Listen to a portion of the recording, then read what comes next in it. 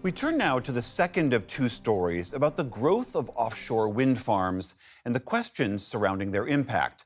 Science correspondent Miles O'Brien takes us to New Bedford, Massachusetts, where local officials are trying to find a balance between greener, renewable energy and the potential impact on the critical fishing industry in that region. In the early 19th century, New Bedford, Massachusetts was one of the wealthiest cities in the country because of a grim industry. It was the whaling capital of the world. The oil produced from the carcasses lit the eastern seaboard before the transition to fossil fuels. This city, ironically, is on the cusp of being a center of energy once again. This time, the resource is blowing in the wind. The tall pylons at the Marine Commerce Terminal are the most conspicuous features in an evolving harbor, an economic transition spurred by the energy transition. There are cranes everywhere. You're really remaking this port, aren't you? Yeah, we really are. This is pretty significant. Mayor John Mitchell took me on a cruise around the harbor. You got construction all up and down this harbor. So what's the total dollar amount right now? It's about $1.1 billion. Would that have happened without wind? A lot of it wouldn't. In fact, most of it would not. What we're doing is playing to our advantages. That's what you see here. The mayor is on a political tightrope. The wind industry that he's been courting for a dozen years is caught in a net of opposition from the economic engine that has propelled New Bedford for the last century. We don't know, are my scallops that I harvest now going to be there in 20 years in the same spot that they've always been? Cassie Canastra and her family run the largest fish auction on the U.S. East Coast. About 70% of all the scallops that land on your plate first land here. The largest scallops can fetch about $20 a pound, and there are eager buyers for every last morsel. Scallops are just such a high-value product. That's like the biggest resource we have coming in through the harbor, so I think that just is what made us such a lucrative port. New Bedford is the most lucrative fishing port in the U.S. But scalloper Eric Hansen is very wary of what may lie ahead. In raising your concern now, you're trying to get out ahead of this? Is that the idea? Get out ahead is an interesting way to say it. I envision that we have a bunch of steamrollers coming to steamroll our fishery, and we're just trying to steer them. I don't think we can stop them. He's asking the wind industry to slow down, to allow some time for scientists to do some solid research to try and uncover the unintended consequences of wind farms in the ocean. So it's obviously super loud here. That's what this racket is all about. What we're doing is basically measuring how animals are responding to the sound. Aaron Mooney is a marine biologist at the Woods Hole Oceanographic Institution, which is where I met him as he was pile driving for data. Beneath the surface, flounder, lobsters, and scallops, bottom dwellers, are getting blasted with a lot of noise to see how they respond. We have actually cameras and sensors on animals under this water as we sort of measure their behavior and their physiological sort of responses to this. The sensors they attach to the fish record their movement during the jarring noises. In the lab, he showed me how they work. They contain small accelerometers and magnetometers to capture the motion. What is the hardware all about? So we have basically this custom-built tag that we have for, so this is kind of like a little scalp Fitbit.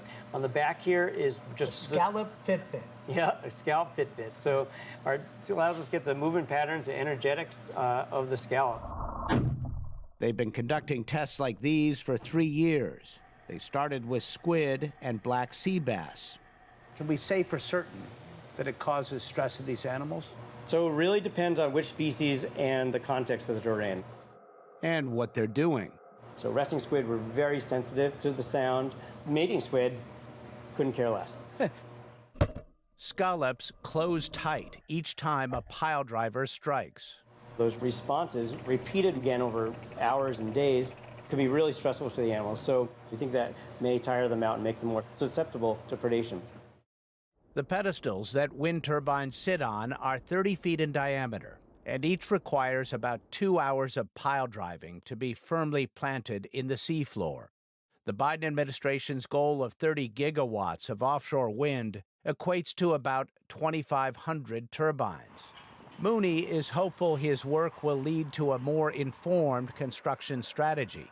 Things like limiting pile driving to when squid are mating, avoiding scallop beds, and ramping up the sound gradually.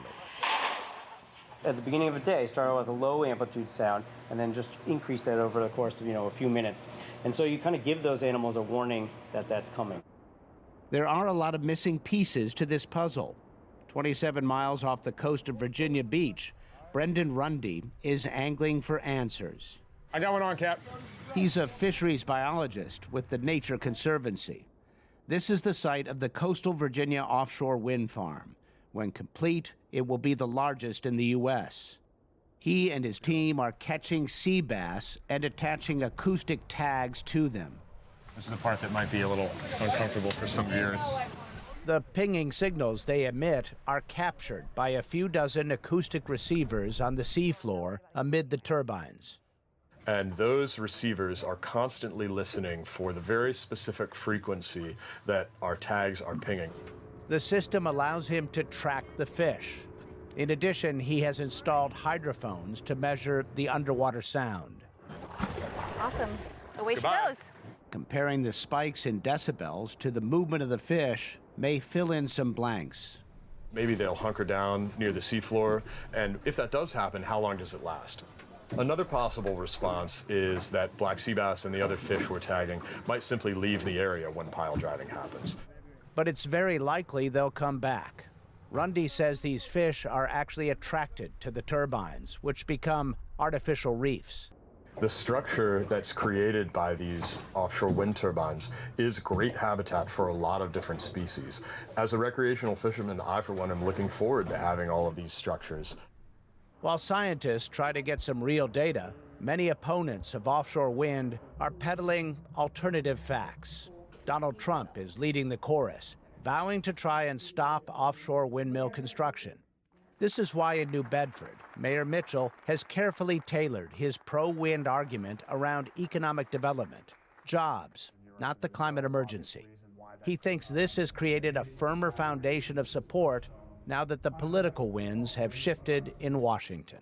Are you worried at all that offshore wind is still, if you'll excuse the expression, not on firm ground, politically and otherwise? Yeah, I think so.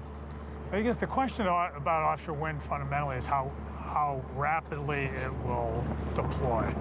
It is here in the United States. It's here to stay. There's just too much that's been sunk in the way of major investment by major players here in the U.S. and in Europe for it to stop entirely. The horse is out of the barn in offshore wind, and it's a question of how rapidly that horse is going to run at this point. For now, it is a one-horse race. Electric vehicles and artificial intelligence are fueling a dramatic increase in demand for electricity. In September, Microsoft announced a deal to reopen a mothballed nuclear reactor at 3 Mile Island, Pennsylvania, to power data centers. Besides that, here in the Northeast, there are no other renewable options on the horizon. For the PBS NewsHour, I'm Miles O'Brien, off the coast of Massachusetts.